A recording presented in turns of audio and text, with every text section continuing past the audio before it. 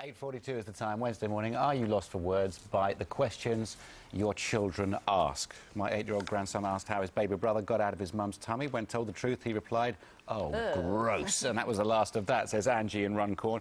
When my son was 5, he asked what happens to your words when you finish saying them, says Sue. When you turn the light on, where does the dark go? These are difficult things. I tell you what, you're not alone if you are stumped by your children's questions. Here's a few more examples.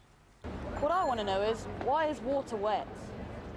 How did they make the railways and how did they make trains? What makes a rainbow? Why is the sky blue? We know the answer to that now, though, don't we? We do, because of refraction and and the red light spectrum. and all this sort of stuff. But you know, it's not easy. That's quite an easy one compared. Hello, Stephanie. Hi. You're being a bit negative about the nerdy side of things, aren't you?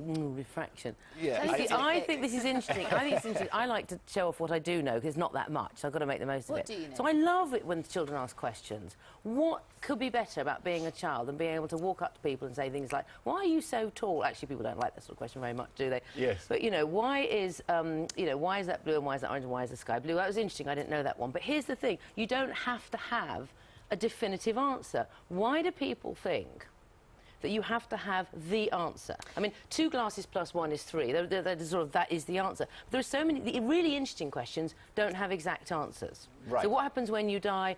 Well, I think I know that, you know, you rot in the ground, to quote Peter Griffin in Family Guy, my mentor. But, you know, people have lots of different feelings, interpretations about that. So it's a great way to open up a conversation. And so that's what you did. So you did as a... Well, I said when, excuse me, when my husband's aunt died at, I think, 95, Lawrence, who was then 3, said, you know, is she dead? When you die, do you come back alive? And I said, absolutely not, as far as I'm concerned. There are some people who think you do. And he said, but I don't want to die, which is a bit of a leap, because we're talking about a 95-year-old woman and a 3-year-old boy.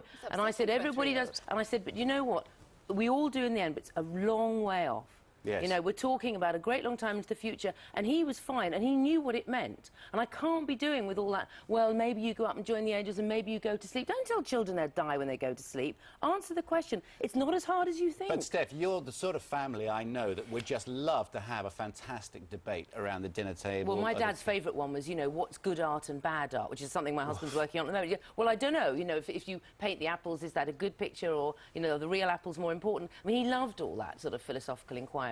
Yes. But if I can just, you know, just sort of be serious for just a second, I think it's quite worrying when people stifle their children's curiosity because they feel embarrassed. And why have you got where do babies come from down as an impossible question? Yeah. So I don't understand. Well, it's not impossible. I mean, scientifically, it really isn't. But it's embarrassing to talk. A lot of people in this country, particularly, I think, have a hard time being very open with their children. Yes, I think people are very prurient and squeamish. But get a book. I mean, we were, you know, I was having a discussion with someone the other day about sex education in schools, and it seems to me you can't win. You know, the very parents who are scared of telling them the answer are the ones who want to take them out of sex ed classes.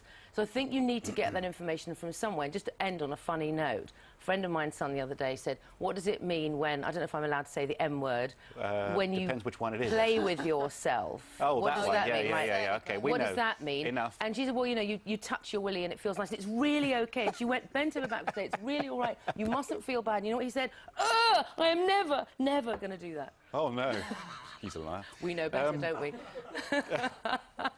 Do you know what I've heard lately is, what you've heard? Do adults have sex for fun, was a question that was heard in our house. A friend of mine grew to dislike her husband so much, she said, I have actually done it twice.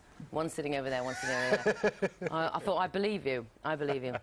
So we should be more open and honest with but not after marriage. Yes, no, we should. just have the conversation. Don't be afraid. Yeah. You know, just say, look, I don't know the answers to it. I'm not really sure. You know, is there a God? Well, we don't know. I don't think there is, but we're not sure. But let it run, for God's sake. Let it run. So why are bananas curvy then?